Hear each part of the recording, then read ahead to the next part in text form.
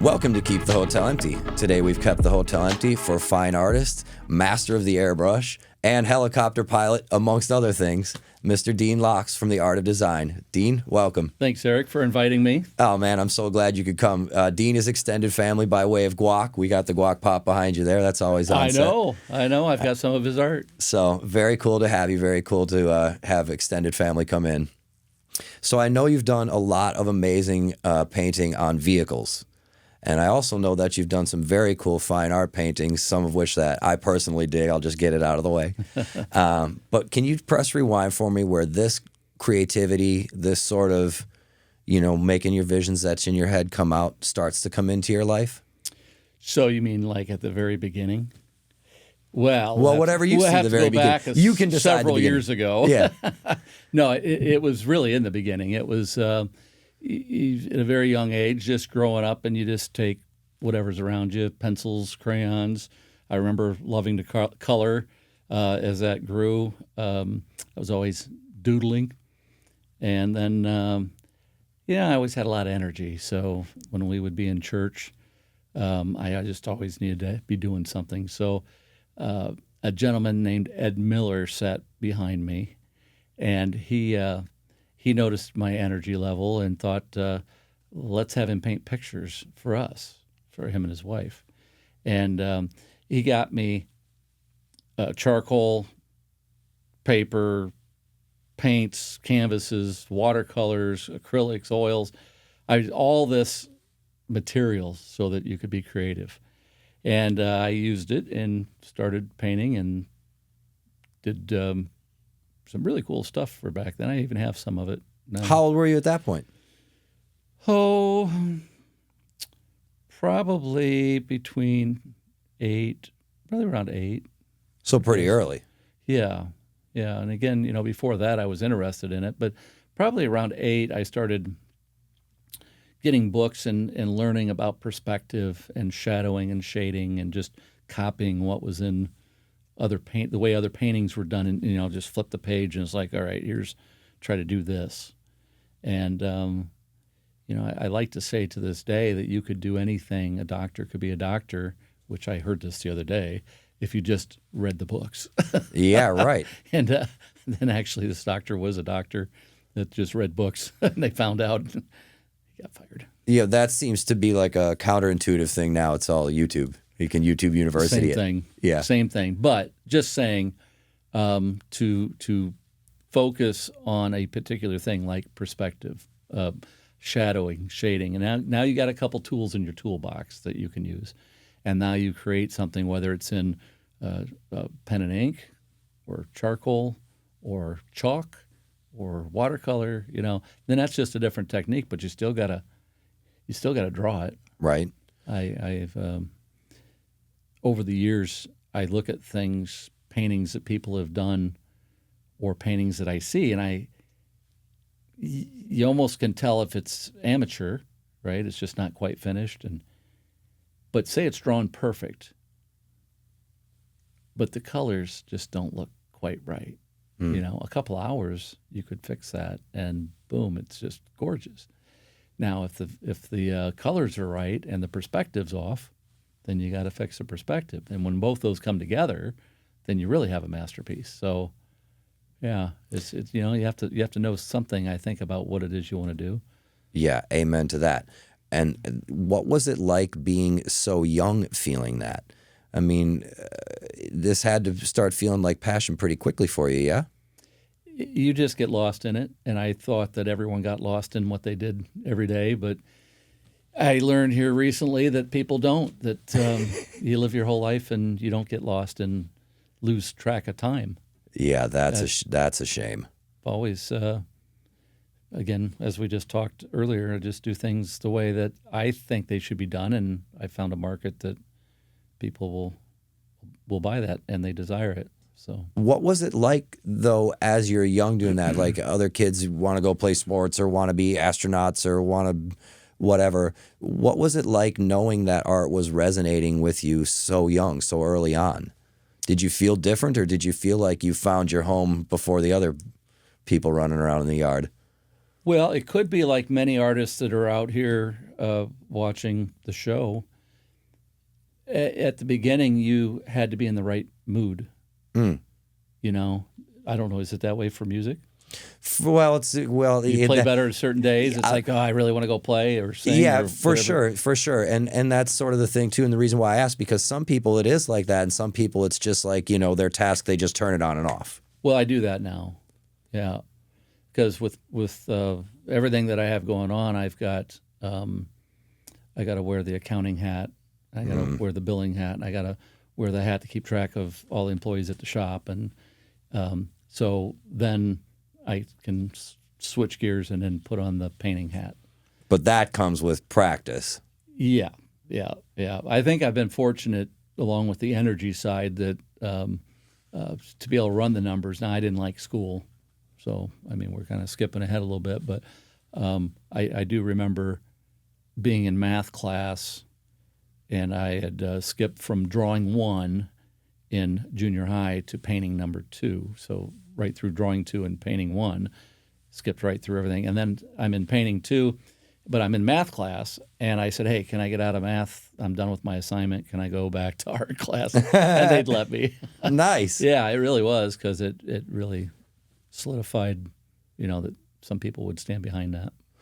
And what was that like, being able to have encouragement like that and people put some wind behind your sails at an early point like that? Because that's not easy to do. Yeah, it's almost like a mentor. It's having someone, Ed Miller and his wife, to be able to purchase a lot of materials that I wouldn't have bought or been able to buy at the time. I didn't grow up with a lot of money, so if my parents had $10, they'd save it, and they were able to buy nice things over the years, but it wasn't because they made a lot; it's because they saved a lot. Right. They had discipline not to just spend it. Right. Yeah, that's a whole other mentality that's kind of gone out the window now too. Right.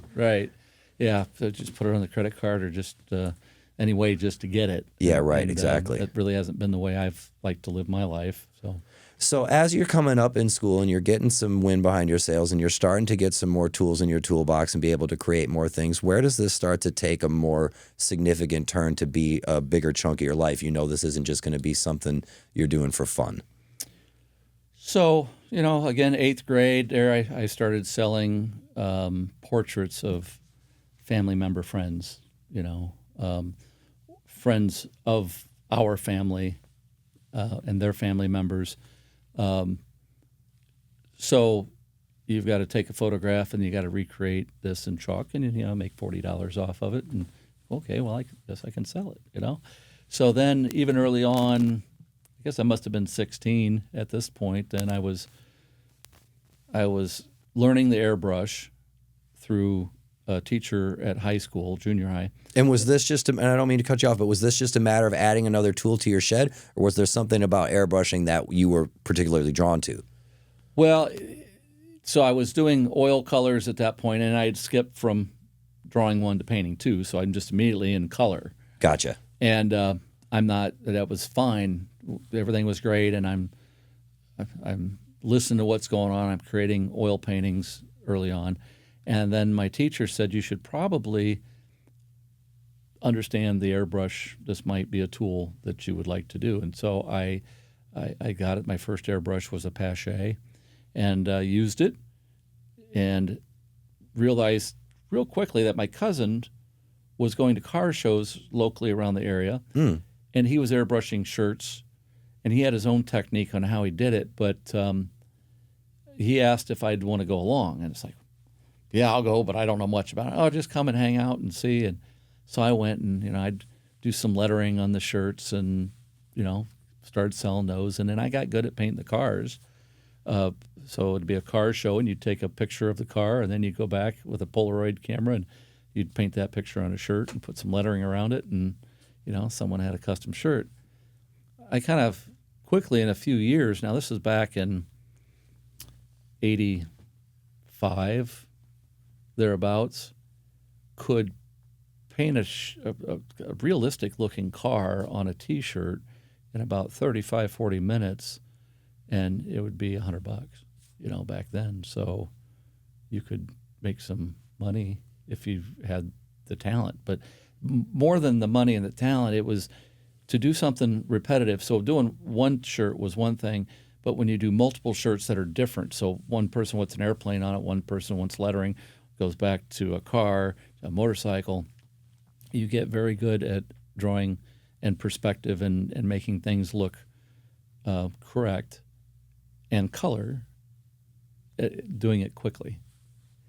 So, if you've never, I don't even know that you could compare it to doing a gig at night singing or playing in a band, because it was, I guess, if you just took whatever anybody wanted to hear and you played all the different genres. Right. That's what you're drawing is you're not just drawing flowers on every shirt, or right. cars. Yeah. Flowers on every shirt sounds like a bad name, as it is. Right. So when you start doing this, are you thinking to yourself, I guess the next logical step is I'm going to paint a car. Not just paint the car on something, I'm going to physically paint the car. Well, yeah, 16, you'd have to see, what I've gone through with vehicles, but my first car was a Gremlin, AMC Gremlin. Nice. But it was the coolest Gremlin when you see it that ever was.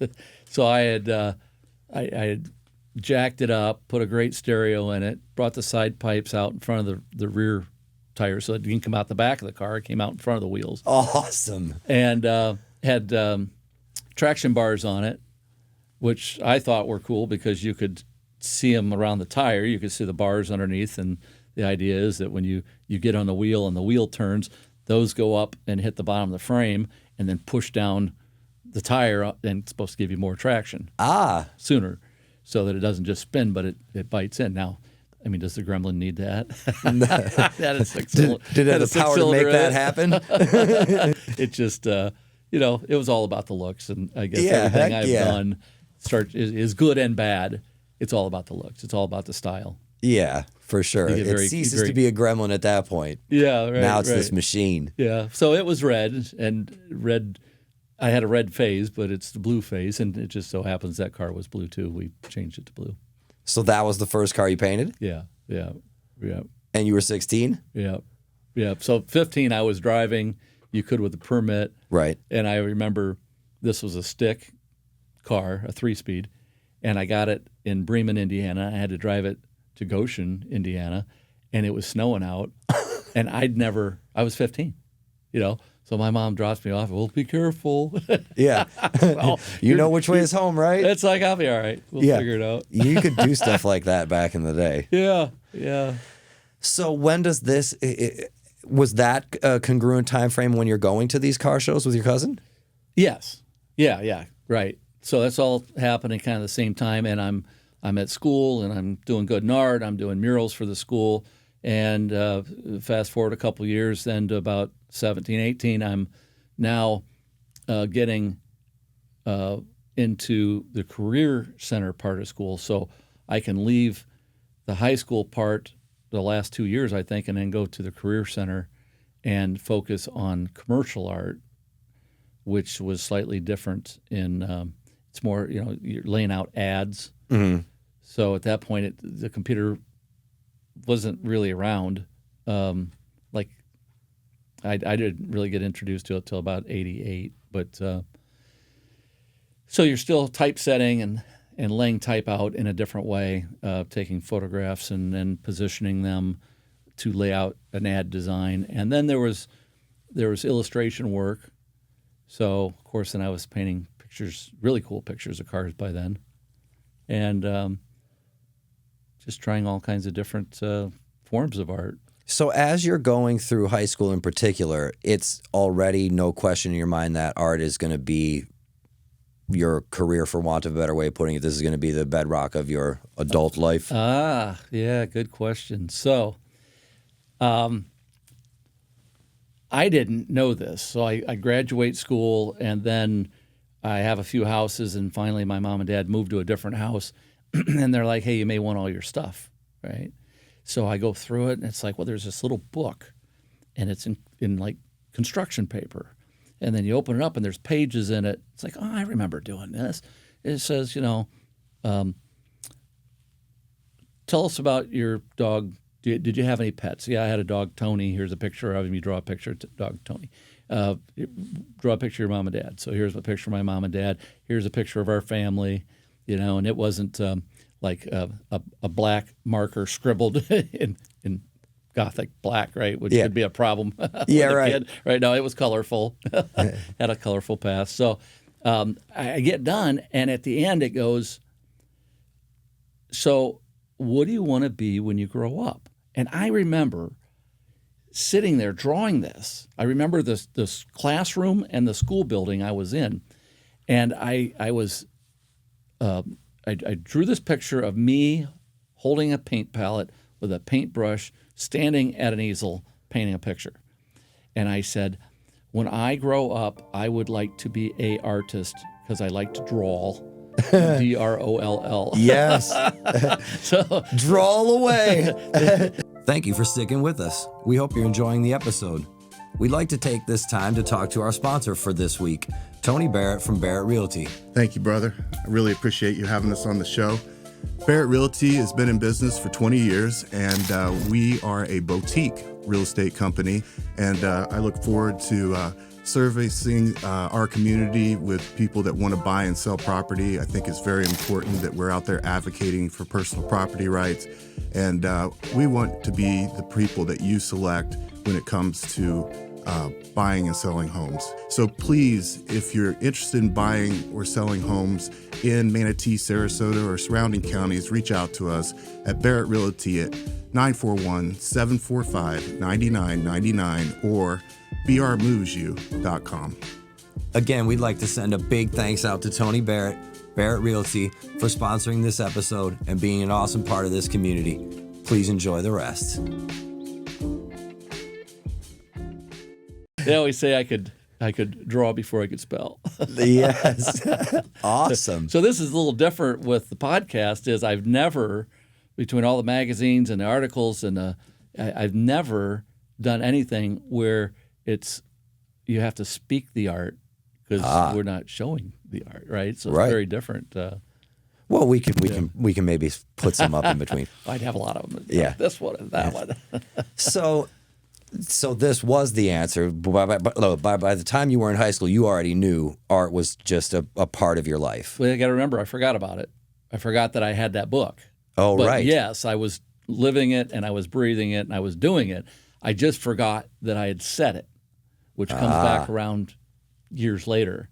And when I found it, then it kind of filled in some blanks. But what's that moment like when you saw that? Well, you're like, wait a minute.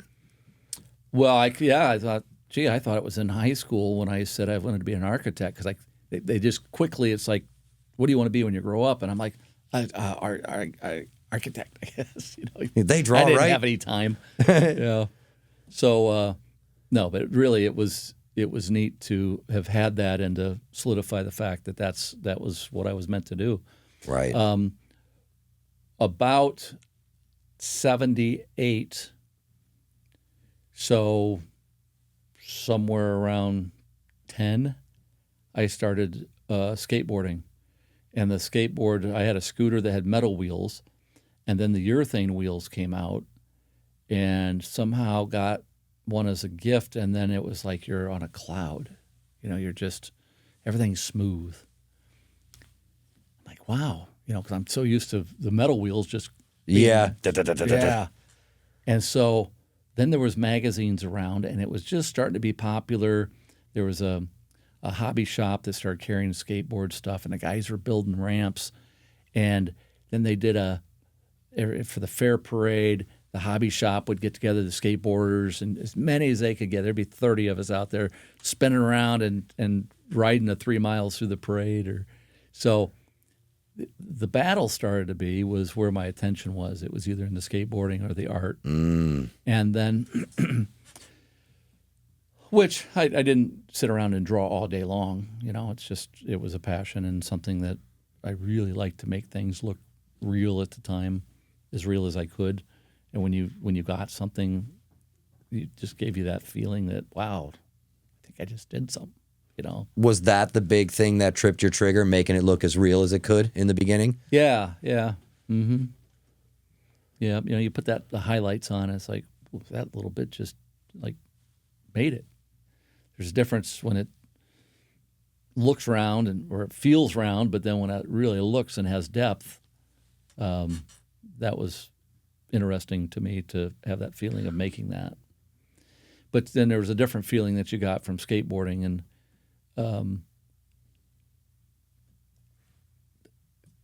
municipalities, cities, maybe parents don't understand what this can do for their child.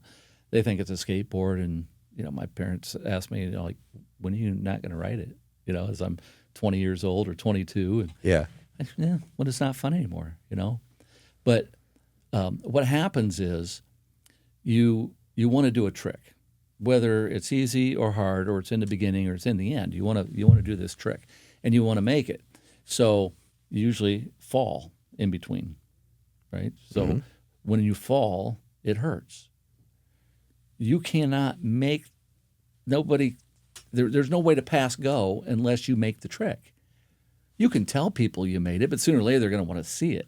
Yeah. And then it's like, well, I can or I can't do it. When the urethane hits the road, then. That's right. That's right. So for the parents, yeah, they're scared. He may break his arm, do this. Well, but that's part of it. It'll, for the most part, grow back. It'll heal, and you'll get through it. But for the person, the kid or adult who sticks with it to learn, gets the satisfaction of overcoming the fear of falling and doing the trick, and that they made it. Now they move to the next trick and the next thing. It's another tool in the toolbox. And now you put together a whole series of those, and you have a run that you can make. Now, I always enjoyed the big half pipes. So 8 to 12 foot tall, and even the pools. And so I kept getting better and better and better. And so by the time I was 18, 22 I got sponsored, but 18 I got real good and started being in contests and traveling around a little bit throughout the country. And then I got sponsored with Gordon and Smith, and that was a dream at the time. It's like, you want to get sponsored where, Of course. you didn't have to buy your equipment. It'll show up. Dream come true. Yeah. Yeah. Well, it is. Yeah. And I don't know how to describe it. I moved to California when I was 22, never been out there before, skateboarded and did artwork. And that's what I did.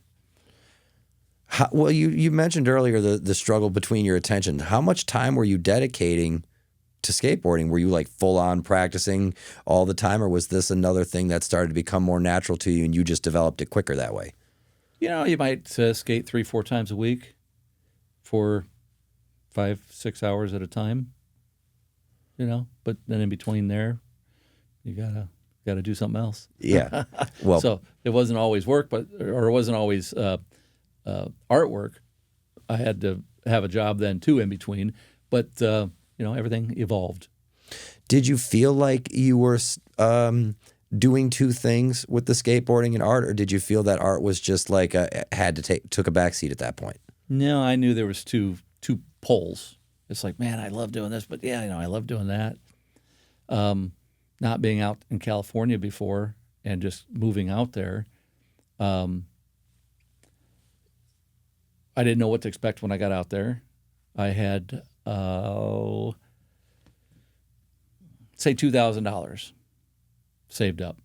And I rented out a house that I had, moved out, drove to California, and had $1,500. By the time I was there a week, I had $1,000 left. I had $1,000 to my name, and I found a car show that was, they did like almost every week somewhere in Southern California, RG Canning car shows. And I had $1,000 left, and this booth for 2 days was $500. That's half. I got to give up half of what I got just to take this idea I think I have and turn it into something. And so I took, and there was no question. It's like, it's a car show. I do that. We talked about it. I can paint a car in 45 minutes, 35 minutes. So, yeah, I'll do it. So I get this booth kind of made up. I did a big easel where I had horizontal bars running across, and I could put these T-shirts on a masonite panel, stretch them over, and then load it up, and I'd have 6 display samples. They could be jean jackets, they could be T-shirts, they could have lettering on them, but they'd have cars and airplanes and all this really cool stuff. And people come up and they're like, wow, we've never seen anything this detailed on a piece of clothing like this. And so I turned that 2-day show into a 3-day show by getting there, 5 o'clock in the morning and waiting and being the first one set up in the booth. Got it set up and running, and then guys that were setting up their cars wanted a shirt. They'd come over and just immediately start making money. And I think I walked away with $2,800 that show in one day. So that's how it works. You take a chance. I got $1,000. I give half of it away. The next weekend, I make $2,800. I guess that would fall in the camp of risk adverse. Do you or not risk adverse? Do you feel like you have no problem being risky? That's interesting because he brought up the helicopter end, and we're out with friends, people, new people we meet, and say something about the helicopter, and she's over shaking, like no, and it's all risk management. Right. If you're good at it, it's not risky. You don't drop in a 12-foot half pipe unless you've dropped in something less. You don't do the first trick unless you've learned the other 5 below that get you to that one. I knew what it was like to make money. I'd been making money since I was in 8th grade or thereabouts, so off my art. And before that, it was snow, raking leaves and blowing snow. Midwest life. I still remember the $20 I lost out of my pocket after I worked all day to get it. And I come back home and it's gone. I even went back to try to find it, but anyways. Better not have been a snow blowing day. It was. Oh yeah. It was a tough, being out in the snow, and then I lost it. But so you go from the snow to California, and now you've risked half of what you had to turn 2 days into 3 days, and your $500 you were sitting on into $2,800. So now you're starting to get your ball rolling a little bit. Yeah. Where does that take you? Did you have a place in California yet? Were you just pitching out of the car at that point? How do you start to build up from there? Because still, even $2,800 still makes life a tall order. Right. Well, when I moved out, I did have a place to stay. I didn't know how long it would last or what would happen, but you start it, and it worked for the couple of years I was out there. So, yeah, and then going to the car shows, the guys that have the cars have other businesses usually. Some not so good in South LA, but business nonetheless. It's business nonetheless. So, I got connections for Wall & Green Studios, which did movie posters for the movie industry. Marvel Comics was right around the corner there. Universal Studios, went in to see them about, what could I do? And some things I had calls back on, other things I didn't, and it brought in income. And so some days I'd go work in a building with other people, and other times I'd be doing my own thing. So were you just cold calling shopping yourself? Mm-hmm. Yeah. Yeah, whenever I could find a lead. I feel like I walked through every door I could walk through.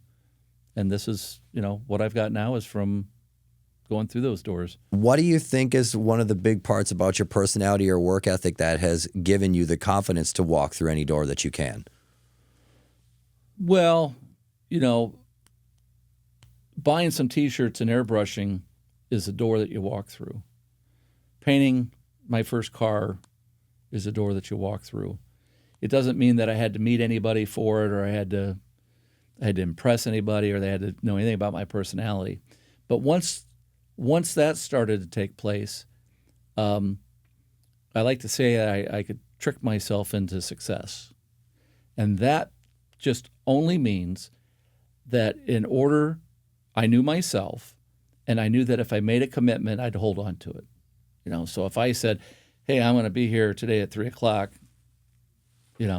I'm early. Yeah, right? I love it. Now, if I'm not, there's something really wrong. So then if I bought something and I got a loan for it, I knew that I'd pay it back and pay it back early, which is what started to happen. And once I realized that was happening, well, then, if I'd stretch out and I'd go buy a sports car, and it's like thinking I'm just going to last for a 5-year loan, and then it's paid off in 2 years because I don't like the loan, so I pay it off. Yeah. So what helped you? What taught you that? What exemplified that to you? Because that's a state of mind. That's an ethos in and of itself. Well, you got to run numbers once in a while. You got to see what it cost you to have the loan, and if you just bought the car, you paid this, but if you bought the car with interest, you pay that. Right. And early on, I thought, you know what? If they make 10 times the money on my house, or double the money on my house by the time it's done, 30-year mortgage or something, then I could almost have twice as much stuff if I just paid for it. I got to wait a little longer, Yeah. So, but, it made sense. So I would always try to be smart about it. It's not that I would wait until I had the cash to go buy it, but I would buy it and then pay it off early, and then, it kind of tricked myself into success by knowing that I made a commitment to somebody, and I would hold up to that commitment, and then be an overachiever with it and get it paid off early, and then buy the next thing and the next thing and the next thing, and then, What are some of the things that you think you've learned, or some of the things maybe about you that give you the ability to have that kind of self-discipline? Because ultimately that's what it is that allows you to follow through on those commitments with such steadfastness. Well, I understand that school I did not like. I just felt like it was a waste of time. I wanted to go out and live life. Yeah. And just sitting there did not do anything for me. When classmates go, oh, the best time, remember this in junior high? It's like, no, I don't, because I didn't want to be there. Yes. Now, I was in football, but I was good in football, and they played me offense and defense. So it's like, finally I quit and I just went skateboarding. I was good in baseball. Was in the not the magazines, but the newspapers at the time. So there was a lot of things that contributed to, I guess, I found some news articles here a couple weeks ago of making this giant dog out of snow, 15 foot tall in our front yard, and everybody would drive by and see it. So you got to have the energy. I'm just going to build this thing. I don't care if it's cold. I don't care if my hands are wet. I'm not going to stop till it's done. Yes. And I would finish it. So some people are good at starting. Some people are good at finishing. But then you got to be good at starting and finishing. And, there's a difference between finishing at a level and just finishing. Like, do your painting and get done with it so that the background's on and the barn is painted and the flowers are there and the grass is there, and stop. Yeah, I'm done. Okay, well, then you're done with it at that level. You could always go back. You could add more. You could, but to start with and leave blank canvas, unless that was a style that you developed and it looked, really cool because of how it was done. We've all seen those things where, wow, that's like, this painting is so realistic, and then it just stops. It's like, well, that's kind of cool. Yeah. But Pat, leave that part out of it. Yeah. You got to be able to start and finish projects. You just, no matter what level I get into, there's a point where I need to stop, and there's a point where nobody would know that you stopped. Yeah. How do you quantify that? Because you hit the nail on the head there. You can stop wherever you want, but the observer of your art, whatever it is, wouldn't necessarily know at what point your stopping actually took place. Could you have gone further? Could you have done more? Well, you kind of know in your head that next time I'm going to try this or that or work with a smaller brush and get more and more detail. So it's a leave it for the next round in your Well, you have ethos. to, because otherwise then you'll be in the other category of someone who never can finish it because it's just never, they're perfectionist and it's just never there. But that's what you recognize too, is that you end up just going in a circle. And when the painting takes you in a circle and you go, all right, I got all this kind of done, but I want to add more life, more this or that. And so you just work it with a smaller brush. And then you get done and it's like, well, now I got all these details. Let me just wash this out so it's not quite as detailed. And then it's like, well, now I'm back. I got to take the smaller brush again and add this. I just won't add as many, And you just realize you're going in a circle. You're not accomplishing anything. So I remember putting 70 hours in a panel, a 2 foot by 3 foot panel, just thinking I'm just going to work it. I'm going to work it. By working it more, you learn more. And what I learned was I'm just overworking it because it's not getting anywhere. What helps today is take your phone for any artist there and take a picture of it along the way. And then as it starts to get wrapped up, go back and it's like, well, what I did, does it look better or worse? And that's easy to do with the phone. Back in the day, you couldn't do that. Do you think it's solely a matter of experience that's given you that perspective? Yeah, you got to do a certain number to know that you're even in that circle where you're just doing it. In the beginning, you just need the tools. You just need to try something. If you don't have the energy to try the first thing, you don't have the energy to try the second, you don't have the energy to finish it. So you got to put everything aside and try what it is you want to try. And then try it without a brush. Try it with a rag. Paint with a rag. Paint with a toothbrush. Paint with and do the, so say you want to paint a picture of a dog. Mm-hmm. Well, do the dog with those different things that I told you. Paint it with a bottle. All you're going to do is try to make it look like a dog by painting with a bottle. And just try it. And almost like what you were saying earlier, how you started painting and, what you could see when you were painting and how you wanted, and then you thought, well, let's do a real small one with a real small brush. Yeah. But did you ever do the bigger ones? No. You don't know. I mean, you don't know what you missed out on. Right. What do you think? We talk a lot about giving yourself permission with guests, especially that have a creative background. When you get stuck between the part where what should I be painting, what should I be doing, and you just give yourself permission to do whatever it is the bottle lets you do, so to speak, or whatever things you have in front of you allow you to do. How do you kind of navigate that point of when, and this is sort of the same question I just asked you, but I'm still curious on this one, where you can navigate the point between this is done and I've done what I can do with this to a satisfactory point, or I have this proclivity to overwork and find where overwork is. Because I think no matter if you're writing a book or painting a picture or writing a song, that's a really crucial moment. And I'm wondering how you quantify that as it's happening to you. Well, I think you have to be able to, what I end up having a difficulty with is wasting materials. Because I know what they cost and I know, but so it's like I just won't do a project because I got brand new brushes and I don't want to get them dirty. But really, keeping them for good. That's what we call them. Saving those for good. Yeah, they work better. They work better when they're older, anyways. You can get some more textures and stuff. But again, it's knowing that that's what I do. So then it's like, all right, I'm just going to buy so much that I need to get rid of it. I need to clean up my space. So I've got all these paints. Let me just get them all together and throw them down. And I've painted 250 paintings in a year, in 1 year. And did you do that as like an experimental sake, or that's just what it turned out to be? I did it to do a lot of paintings.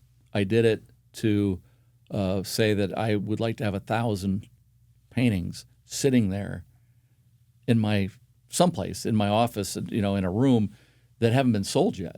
I'd like to have. Was that the first thought? I want 1,000 paintings? Is that how it started? Yeah, pretty much. Well, I had a gallery. I opened up a gallery in South Bend, Indiana. Okay. And it was next to a Ruth Chris, and I call it Dean's Place. Nice. And the iPhone had just came out. There was an app that you could do some movie some cool movie effects. And so I had a custom painted bomb that I did. Now, it was a fiberglass bomb, but, so I pull up into Porsche and I open it up and I got the guy filming and I'm like, yeah, today's opening day and, boy, I don't know what this is going to do, but we got this cool painted bomb and all of a sudden this missile comes in and blows up the whole storefront, right? Yeah. And so that was my opening of my gallery. Love it. And so I posted it and said, hey, everyone, if you see this, we are still open. But this is how opening day went. So you did go the route of having your own gallery for a little bit. Yep, about 4 years. And was that something that you wanted to do, or that just sort of became another one of these doors for you to walk through? No pun intended with the physical door. Yeah, right, being blown off. Yeah. I think it's something, again, that everyone needs to try. I already had the shop that was up and running, and we're doing custom paint work with automotive paint. So now I open a gallery, and it's like, well, let's do 1,000 painting. Let me just, how close can I get to that? Stay focused, on 1,000 of them. I probably got still 100 at the top of my shop there in Indiana, 100 paintings. But as an artist, you got to try to paint with the bottle, with the brush, the toothbrush, so try all these different things, but then try quantity, try speed. How fast can you get something done? And again, you have to call it complete. Yeah. So complete doesn't mean anything. You remember your friend that you told me puts the thick paint down? Yeah. And then he washes it off? Yeah. Well, I mean, it's done when you say it's done.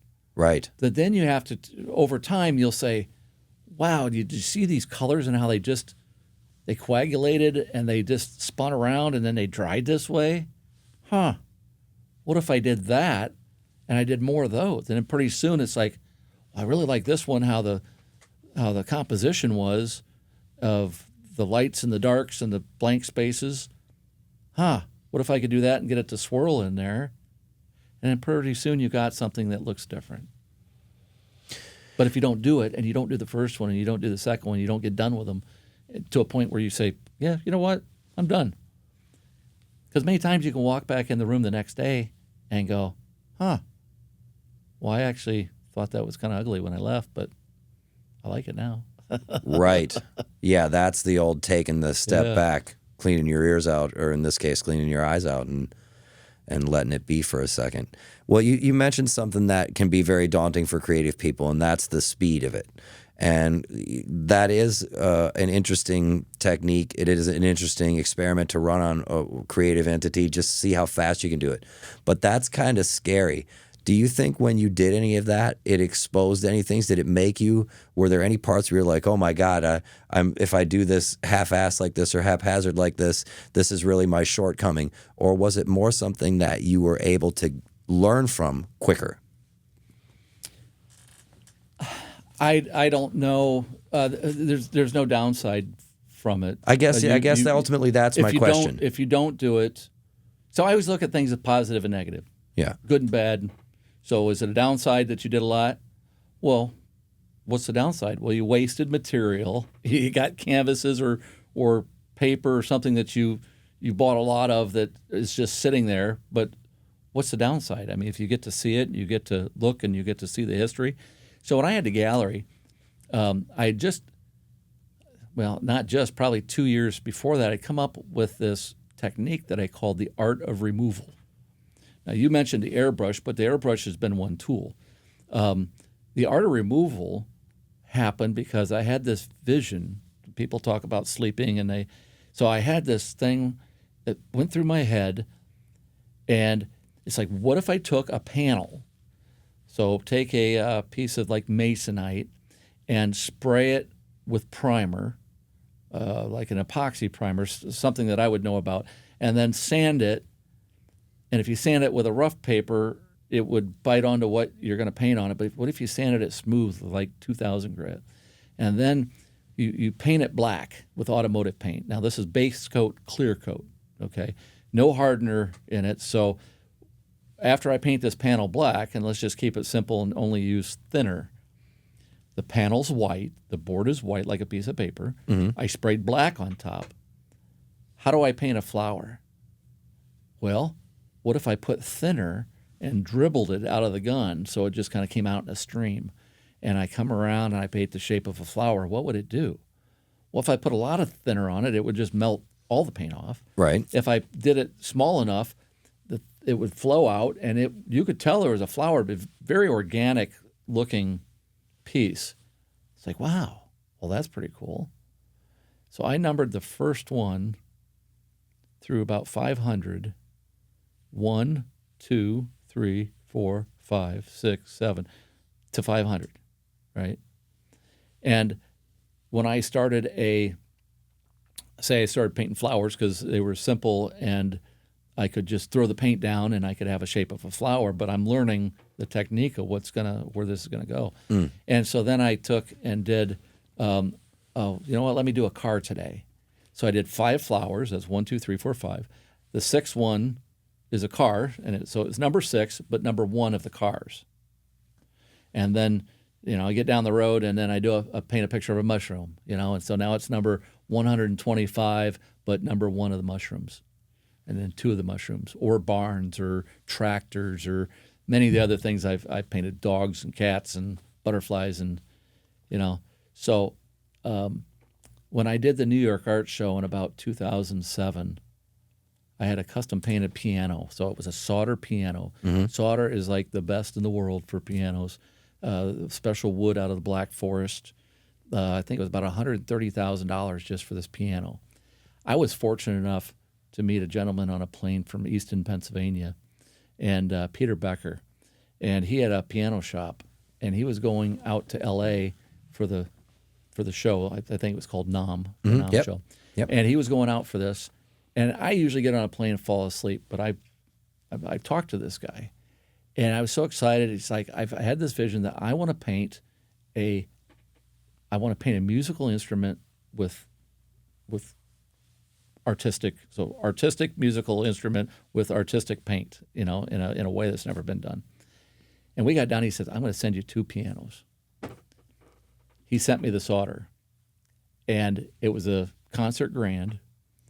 And we painted it. I think we had like 10 days to paint this. Now, you'd have to get on to Taod, T-A-O-D, Piano Project. I think it's still on YouTube, and it would show you this. Just absolutely incredible. It's one of those things, you got 10 days, never painted a piano, can't have any paint seeping anywhere, but yet we're throwing all this thinner on it, getting things to move. Because the piano was finished. We're not talking about the piano casing. The piano's finished when you got it. The piano was finished. I could pull the keyboard out, but everything had to match from, the Tip lid. to tail. The lid lifts up, but it folds back. Right. So when it lifts up, when it's closed, everything's got to match all the way. The cover on the keyboard, down the legs, down the sides, everything has to match.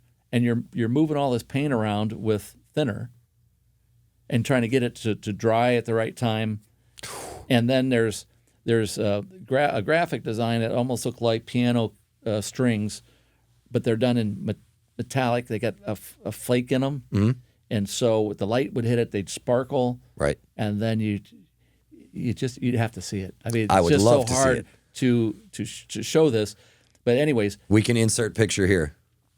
This was done at the New York Art Show and went out there. But the thing that happened was all the things I paint that come out of my head were in that booth. And people would come by and they're like, well, you know, you got an interesting style there, but we don't know what to do with you because you're just all over the board.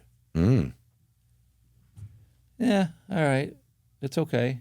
I mean, I've got my own gallery. Yeah.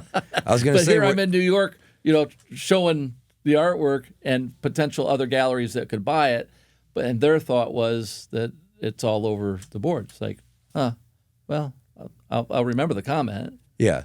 which I do many, but I don't know that I'll do anything about it.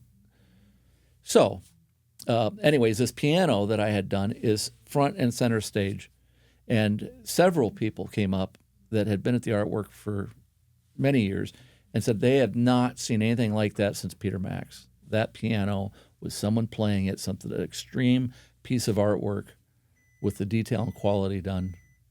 Yeah, it was very interesting. That's like art inception. That's art squared. Right. So we kind of got a little bit incongruent with the timeline. How do you go from painting cars to you've painted motor coaches, helicopters, powerboats? This flowered out quite a bit. What was some of that initial growth like where this starts to be bigger than I painted some T-shirts, I painted a car, I've got this killer gremlin? What does the flowering process start to look like? Well, when I moved to California, I was there for 2 years, 88 through 90. I was sponsored skateboarding, and I was doing artwork. And I also took on a part-time job at a sign shop in Orange, California. They were the first ones in the country or possibly the world to have a water jet besides military, but they also had other computerized cutting devices for signage, which a plotter these days is pretty well known. Yeah. But back in 88, it wasn't. And they said there was a vinyl film that you could buy that was not affected by paint. And we're not talking like acrylic paint. We're talking, paints with thinners in them. So you could cut out an intricate design, and then you could spray it and peel it off, and you would have whatever you sprayed in the shape of whatever the masking film covered up. Okay. So that's really the thing. It's like masking tape in big rolls, and this was in 1988. 1990, I started buying equipment. I guess another big factor was when I was in California, I walked in out at Venice Beach, and there was an artist doing just giant murals, paintings on canvas of Elvis, Marilyn Monroe, all the rock singers, and they were photorealistic on a grand scale. And I'm like, that's what I want to do, is large, something big, big stuff. So then the computer led me to really a technique that is used in illustration work and airbrushing, photo retouching, where you would take, say you're going to paint a picture of a car. You would take a line drawing that showed the outside of the car, all right, that's part of it, the whole outside of the car, around the wheels, and just one pencil line that shows that. And then come back in and then draw a pencil line where the hood is, around the windshield wipers, draw the windshield wipers, all the molding, one line, and it all connects to everything, and it doesn't have to be one continuous line, but it connects and intersects. So now, do that same thing in the computer. Draw that same car out, and it's just a line drawing, but what's going to happen is it's going to take that line, and the computer's going to cut. You're making a path for the computer to cut. The more detail you put in it, the more little cuts you'll have. And when you get the computer to cut small things very good, and you can just peel out the little pieces you want, and then you got something very special. So I developed a technique. If I was going to paint a car on the side of a trailer, I would design it in a computer like that, which took me a lot of time. Right. But then I saved time when I got it and I squeegeed it down to the trailer. And then I could peel out, say, the windshield, and I'll paint the windshield the color the windshield should be. And then I take that piece I peeled out, I'll stick it back in. And let me go on and I'll paint all the black trim. So all the black pieces around, I'll peel all the black out, and then I'll put those pieces back in. Now I got the windshield and all the black. And then, say, the inside of the rims, well, I'll peel the rim out and I'll make it look like chrome or whatever colors, and then I'll put that back on. And piece by piece, you get the whole car done. And then you tear off all the pieces, and what do you have? A really cool car. Now, some of it should be melted together with highlights and other things, but there was a technique there. Right. And understand that technique, nobody was doing this in the world the way I was doing it. It was early on. So now I start doing my first project, and it was on the back of a trailer with a Corvette, and it had the old BBS rims that had the spokes in it. And I went in the computer, designed every spoke in the rim, and then the computer cuts it quick, and to paint it was easy, But when you peeled it down and you got this picture of this Corvette there with those rims, man, it's like, how do you get all the detail? And it's like perfect. You didn't go in the trailer and cut with a knife into. You didn't Right. project this with a projector on and then try to trace it. So I had a lot of extra time and material and equipment in vinyl to do this, in the technique, but then I could paint outside or in a hot environment, and I'm only there for 2 days painting it versus, 3 weeks of doing everything there. Right. So quickly started doing trailers for like steel chainsaws, race teams. I know the Saturn race team was one that we did stuff for. And then being in Elkhart, Indiana, where the RV capital of the world is, quickly thought about doing large things like buses. Right. So I go to Liberty Coach. Now we paint every brand new Liberty Coach that's made. It's a Prevost motorhome with a Liberty Coach interior, and we paint it. We're the OEM finish for it at my shop. Very cool. So there's a whole other artistic thing that happened from being able to design well shapes and patterns and such. So now I've got the first Corvette I've done. Now I start hitting up all the converters around. So you had Angola Coach that made buses. You had Featherlight that made buses. Vantari that made buses. Royal Coach was in town. And you're talking about these are people that are outfitting motor coaches for like touring musicians, traveling. Or motorhomes at the Okay. time. Yep, both. Yep. And so they need paint jobs. Now, Prevost was one of the first companies that I have ever heard of that in the early 90s was set up to paint with stencils the way I figured out how to do it. They weren't doing artwork. They were painting half-inch pinstripes around the bus in a shape, any shape you want, anything that the designer did, but they're all half-inch. The smaller you get, the harder it is to tape off Right. and mask off one side so you can paint the other. But so now they're getting involved in this way of painting, and I'm already doing murals and things that are very complex on a whole different level. So we start getting some of the mural work for Liberty Coach. We start getting a few buses in from Angola Coach or Texas Custom Coach. And, size didn't scare me. I would rent out a shop from someone locally who had a paint booth big enough, and then I would pay them for their time. They would prep the vehicle. I could go over and paint it and put the stencils down and do my part.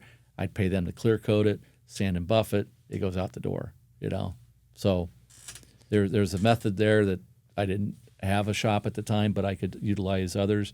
And I think by the time I bought my shop in the early 2000s, we had stuff at 4 or 5 different locations that I had crews working out of different people's places. Love that. Yeah. What are some of the things you think maybe it isn't easy for you? What are some of the things that have made it manageable for you to do both sides of the fence? Know things like, if I can subcontract out this portion of the show, I can do my part here and they can get it done. How do you balance those thoughts with the, I want to paint an amazing looking sea turtle?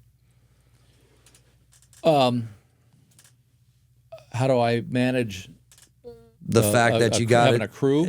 No, I'm saying how do you live in the headspace where part of you knows you have to dedicate it to crossing all these T's and dotting all these I's, and the other part of it just wants to be creative like you have been your whole life? Well, you really have to care about it, and time doesn't matter.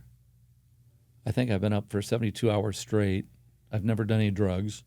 Sometimes have a little too much to drink, but it's all in good fun. That won't keep you up either. That does the No, opposite. but the Red Bull did. Yeah. So,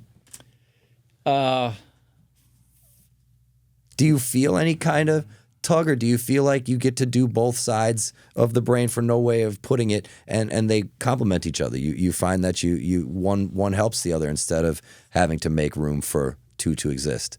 Well, I'm going back in the day.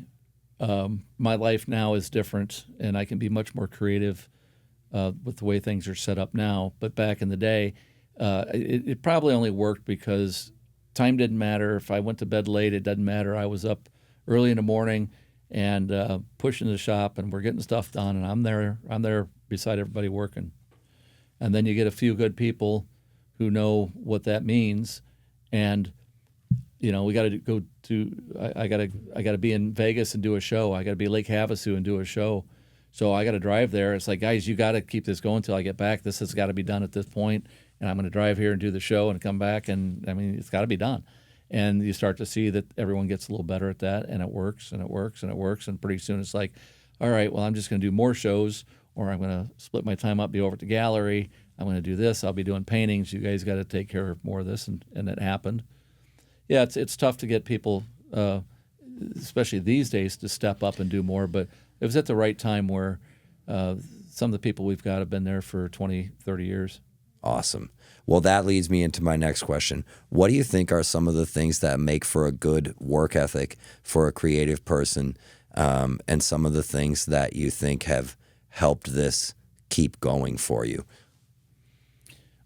Or I should say, maybe some of the routines you've been maybe able to employ. That's exactly where it was going to go.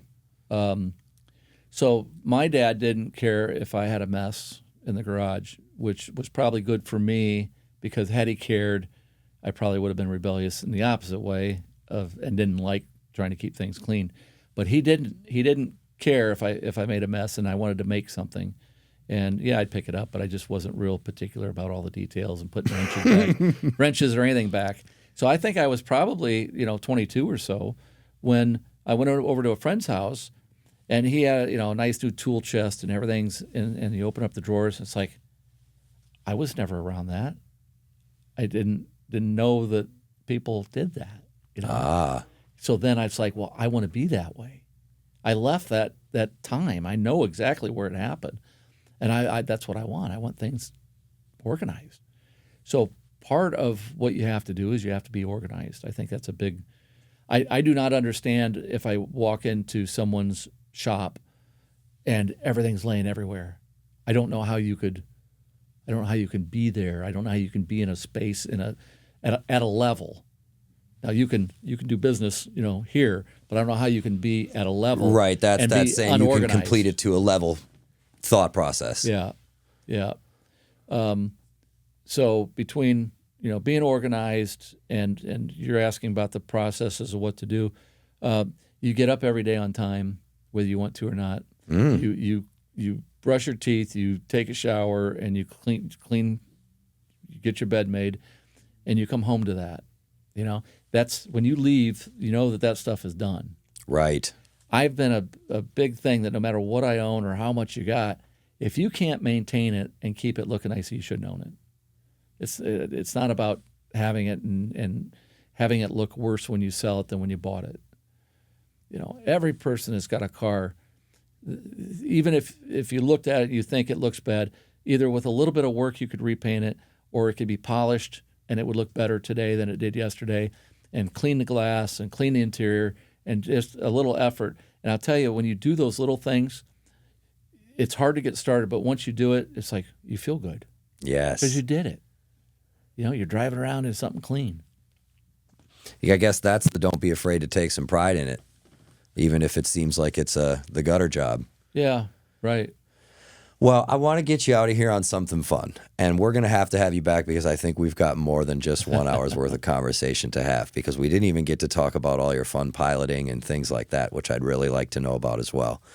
But I want to get you out of here on something fun for this round. If I gave you an aircraft carrier to paint, you can paint the deck, the sides, whatever you want. I'm going to give you the biggest, because my thought was, what's the biggest vehicle on Earth? Got to be an aircraft carrier, right? Yeah. If we're going to go for size, huh? Yeah. I'm going to give you the biggest palette you can have. Yeah. What would you do on it? I know immediately what I would do. I would use yellow as a background, and I would use black, and I would put help on the deck, and it would be done. That's awesome. That's awesome.